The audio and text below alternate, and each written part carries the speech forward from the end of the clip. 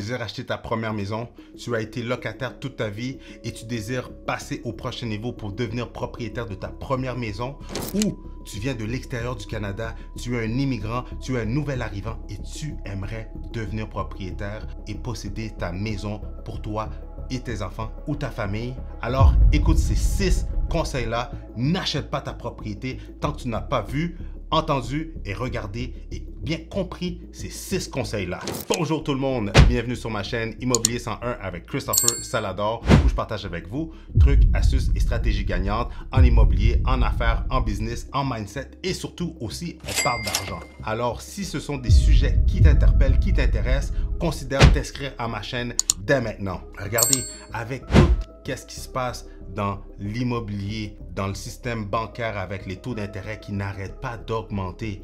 Regardez, si vous désirez vous acheter une propriété, vous achetez une maison, peut-être même un condo, vous désirez vous acheter un toit, une demeure, une propriété, regardez, il y a un plan de max, il y a des façons de faire qui va vous maximiser ou faire en sorte que vous allez faire un bon investissement immobilier et c'est ça que je veux partager avec vous dans cette vidéo. Mais juste avant d'aller plus loin, si vous désirez vendre, acheter ou investir en immobilier, allez dans la description dans le bas de cette vidéo. Vous allez pouvoir cliquer sur un lien pour réserver une consultation gratuite avec moi et sans obligation, où est-ce qu'on va pouvoir regarder votre situation, je vais répondre à toutes vos questions, mais surtout, on va pouvoir élaborer un plan d'action qui va vous permettre de soit vendre, acheter ou encore mieux, investir en immobilier. Oh, non, c'est vrai. Juste avant qu'on rentre dans la vidéo, je suis en train de finaliser une formation qui va être gratuite où est-ce que vous allez pouvoir avoir accès et le lien va se retrouver dans le bas, dans la description de mes vidéos. Alors, restez à la vue parce qu'elle va sortir prochainement. Et maintenant, sans plus tarder, rentrons dans le vif du sujet dans un instant. Le marché de l'immobilier au Québec est en pleine explosion. Beaucoup d'opportunités pour les acheteurs de première maison et d'immeubles à revenus. Avec la méthode Salador, je vais vous outiller pour faire la meilleure transaction.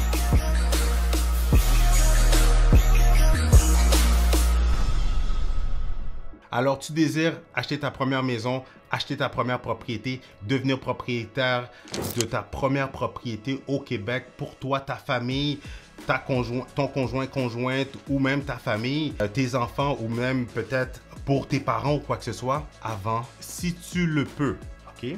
Regarde, je sais que chaque situation est différente, mais si vous le pouvez, considérez vous acheter un immeuble à revenu, une propriété à revenu en premier, avant d'aller acheter votre maison. Pourquoi? C'est simple, c'est parce que d'acheter une propriété à revenu, les revenus générés par la propriété, une fois que vous allez avoir bien optimisé, maximisé les revenus de cette propriété-là, puis en plus que vous lui avez apporté de l'amour, ça va faire en sorte que la propriété va avoir pris plus de valeur, mais c'est même pas juste ça qui est intéressant, parce que là aussi, ça va avoir pris de la valeur, puis il va avoir une appréciation, une prise de valeur que vous allez pouvoir utiliser, un effet de levier pour vous acheter votre première maison.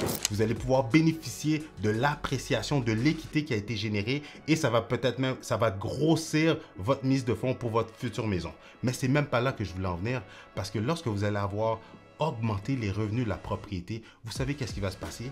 C'est que les revenus générés par la propriété va vous faciliter, va venir baisser vos ratios d'endettement qui va venir vous faciliter l'achat de votre maison et non l'inverse. De s'acheter une maison puis qu'après on veut acheter de l'immobilier, des fois la charge hypothécaire de la maison vient augmenter les ratios d'endettement qui fait en sorte que ça peut vous limiter ça peut limiter votre pouvoir d'achat lorsque vous allez vouloir vous acheter un immeuble à revenu. Mais si vous faites l'inverse, vous commencez avec un immeuble à revenu, que vous augmentez les revenus, que vous êtes cash flow positif dans cette propriété-là, les revenus vont venir faciliter l'acquisition de votre première maison. La deuxième chose à savoir, c'est que avant de commencer à magasiner, ok, faites-vous plusieurs scénarios.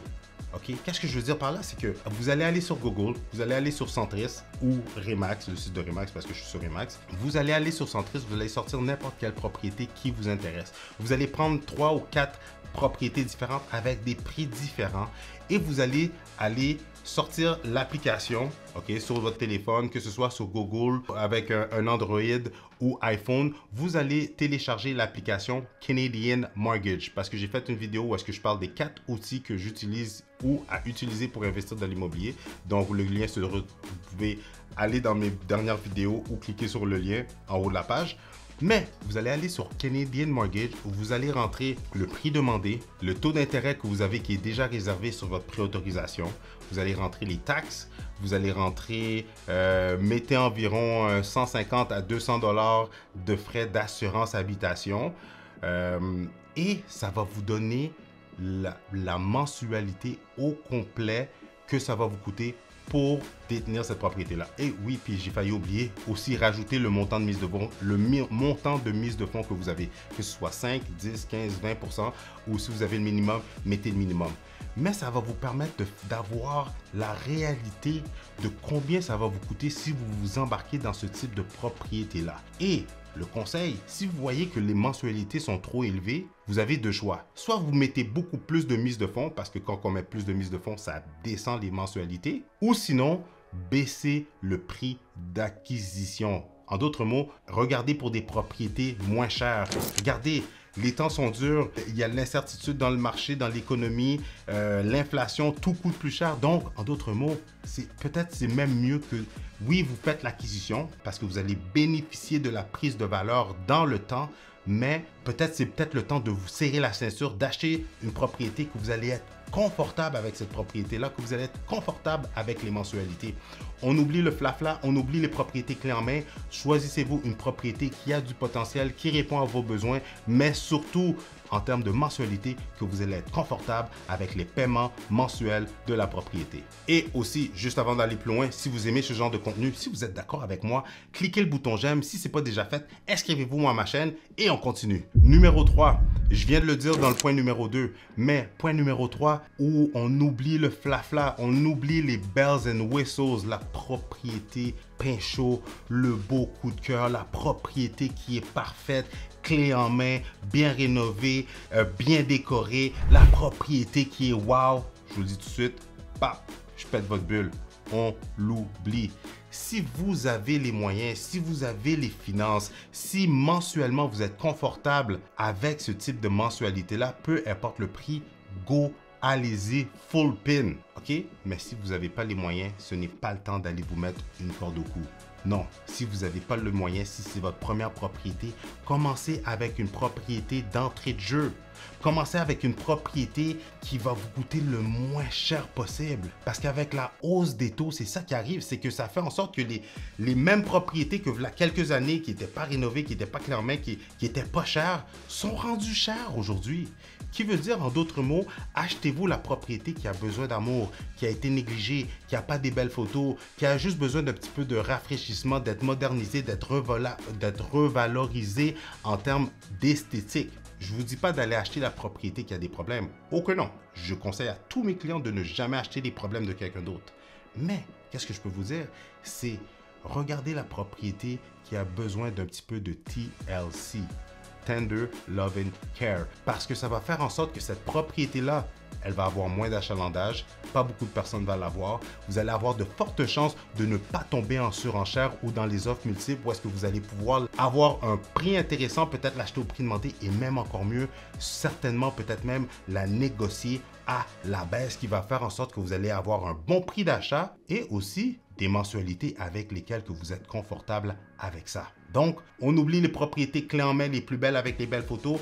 On va aller regarder, on va essayer de trouver la perle rare, le diamant de la boue, la petite propriété qui a tout simplement besoin d'être polie, d'être rafistolée avec un petit peu d'amour et boum, je vous le garantis, non seulement vous allez être content en termes de paiement, vous allez avoir fait une belle acquisition, mais non seulement ça va être un investissement que lorsqu'on va le revendre, vous allez le revendre clé en main au goût du jour et c'est là que vous allez voir que vous allez mettre sur le marché la propriété qui est le pain chaud, que c'est là que tout le monde va se battre pour l'avoir et vous allez la vendre en offres multiples. Vous savez, on entend souvent ce dicton-là en ligne qu'une maison n'est pas un investissement, qu'une maison c'est une dépense, ce n'est pas un asset, qu'une maison, c'est une liability.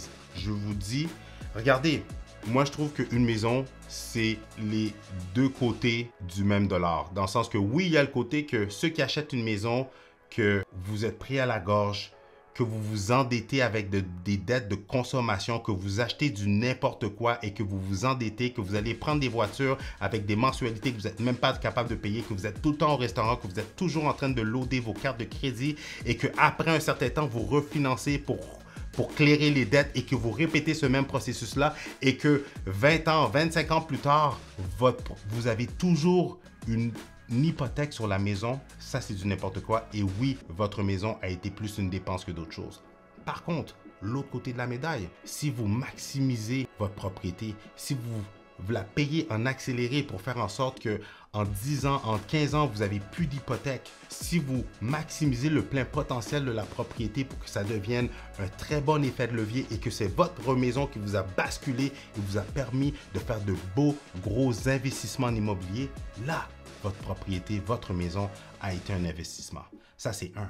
Mais de deux aussi, comment vous pouvez, surtout en temps d'incertitude où est-ce que les taux d'intérêt sont hauts, pourquoi pas acheter une maison que vous allez pouvoir utiliser votre créativité pour maximiser son plein potentiel? Je m'explique. S'il y a une porte qui descend en bas, pourquoi pas justement faire un bachelor, faire un appartement indépendant?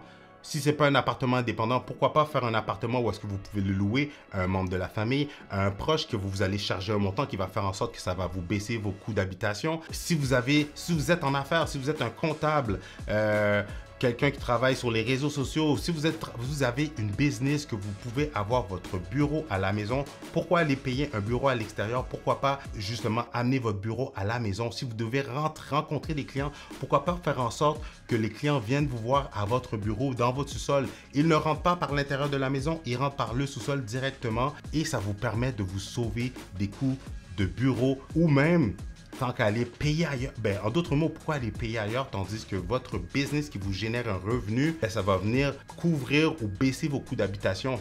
Je pense que je vous l'ai expliqué dans une vidéo. J'avais une consultation avec un client et ce client-là m'expliquait qu'il avait acheté une maison et sa femme avait fait une garderie à la maison et les revenus de la garderie faisaient en sorte que son coût d'habitation venait payer pour une bonne partie de l'hypothèque. Ça leur coûtait moins cher d'habiter leur propre propriété. Alors, pourquoi pas faire de la location de chambre? Si vous êtes en mesure, pourquoi pas louer un espace, que ce soit le garage? Est-ce que vous êtes en mesure de faire un studio dans le garage, puis le louer, le mettre sur Airbnb? Est-ce que vous êtes capable de vous construire un gros cabanon, un gros garage dans la cour, faire une mezzanine en haut du garage? Je vous dis n'importe quoi là, mais soyez créatifs parce que, est-ce que vous avez une autre idée? J'ai une amie à moi, une collègue à moi. Vous savez quoi? Elle est famille d'accueil. Ça fait quoi? Ça fait en sorte qu'elle reçoit des enfants qui sont dans des difficultés, qui sont dans des familles en difficulté. Elle les aide, elle fait un bon coup de main et elle est payée pour ça et ça vient payer une partie de sa maison. Soyez créatifs avec le type de propriété que vous allez acheter, maximisez son plein potentiel pour diminuer vos coûts d'habitation et que ça vous coûte moins cher qu'un loyer, habiter votre propre propriété. 5. Focalisez-vous sur le remboursement de la dette. Oui, c'est très sous-estimé. Tout le monde cherche du cash flow, les gens cherchent de l'appréciation pour faire des effets de levier, mais est-ce que vous avez pensé à vous focaliser sur le remboursement de la dette? Parce que si vous achetez une propriété, je l'ai dit, moi je l'ai mentionné tantôt, mais si vous achetez une propriété et que vous vous dites, tu sais quoi, l'investissement immobilier, c'est peut-être pas pour moi encore, j'ai pas les reins assez solides ou ça me fait peur. Je préfère m'acheter une maison que je vais habiter. Parfait. J'achète une maison, j'achète la moins chère possible. Imaginez-vous que vous achetez une maison que vous achetez en date d'aujourd'hui à 450 000, mais que vous vous focalisez sur le remboursement de la dette. En d'autres mots, que vous faites des paiements accélérés pour diminuer la balance hypothécaire. Vous l'achetez 450 000 aujourd'hui, d'ici, je dis n'importe quoi là, d'ici 2030, vous l'avez acheté 450, mais que la balance hypothécaire est rendue en bas de 200 000 $. Par exemple, que la balance hypothécaire est rendue à 150 000 $. Ou on va donner un chiffron, la balance hypothécaire est rendue à 200 000 $, mais qu'en 2030, vous l'avez acheté 450, mais la maison, maintenant, elle a une valeur de 600 000 $. Vous avez une balance hypothécaire à 200, la nouvelle valeur est à 600, ça veut dire quoi? Vous avez un 400 000 $ d'équité que vous pouvez utiliser comme effet de levier pour vous partir une business, financer un projet ou tout simplement vous lancer dans le monde de l'investissement immobilier grâce à votre maison, à cause que vous avez maximisé son plein potentiel, qu'elle vous a servi comme tremplin. 6, s'il vous plaît, regardez, même si vous vous achetez une maison, essayez d'avoir une vision sur le long terme. Oui, je vous le dis, une vision sur le long terme. La réalité, c'est que l'immobilier, c'est la même, il y a une notion universelle dans l'immobilier, que ce soit l'investissement immobilier ou de s'acheter une propriété au niveau personnel, affaires ou quoi que ce soit des propriétés commerciales, que ce soit des terrains, des bâtiments commerciaux, il y a une loi universelle qui est le temps, ok? Plus longtemps vous êtes capable de garder une propriété, plus longtemps cette propriété-là va prendre de la valeur, peu importe les crises économiques, peu importe les situations économiques, peu importe les situations de vie personnelle qui va vous arriver, perte d'emploi, divorce, séparation, un membre de la famille qui est malade, que vous avez besoin de le soutenir pendant une certaine période, que vous avez besoin de retourner au pays pendant une certaine période, peu importe, toutes ces choses-là vont vous arriver. Mais vous savez quoi? Si vous avez une vision sur le long terme, plus longtemps vous allez garder la propriété, plus elle va prendre de valeur, plus la balance hypothécaire va descendre avec le temps jusqu'à ce qu'à un certain moment donné, vous n'avez plus d'hypothèque, mais que la propriété vaut peut-être dans 10 ans, 15 ans, 1 million et plus. Vous allez devenir millionnaire par défaut, tout simplement parce que vous aviez eu une vision sur le long terme. Alors le point numéro 6, ayez une vision sur le long terme. Acheter de l'immobilier, ce n'est pas acheter des actions à la bourse qu'on achète aujourd'hui puis ça explose du jour au lendemain puis que là c'est le temps de vendre. Non. Oui, on peut faire des flips, mais c'est pas ça l'immobilier. L'immobilier, plus vous allez garder la propriété sur le long terme, c'est garanti, c'est inévitable que vous serez toujours gagnant. Malgré la hausse des taux d'intérêt et l'incertitude sur le marché, vous savez quoi? Je sais, je vous le dis, je vous le répète, c'est pas parce que je suis courtier immobilier, c'est pas parce que je suis dans le domaine de l'immobilier ou que je suis un passionné de l'immobilier que je vous dis d'acheter. Non, je vous dis d'acheter pour une seule et unique raison. Vous savez quoi? Il y a un de mes anciens clients qui m'a dit une fois qu'il avait entendu d'un investisseur immobilier qui lui avait dit, vous savez, lorsque vous achetez de l'immobilier, c'est votre futur toi. C'est ton toi du futur. C'est ta version de toi-même dans le futur que tu es en train d'enrichir. Alors, si tu désires faire en sorte que toi, dans 5 ans, 10 ans, 15 ans, que tu aies atteint la sécurité financière, l'indépendance financière ou même idéalement l'ultime liberté financière, alors achète de l'immobilier parce que c'est ton toi du futur que tu vas enrichir. Et aussi, regarde, si tu désires avoir d'autres stratégies gagnantes comme les 6 que je viens de mentionner qu'il faut savoir avant d'acheter de l'immobilier, je vous suggère de regarder une de ces 2 vidéos-là.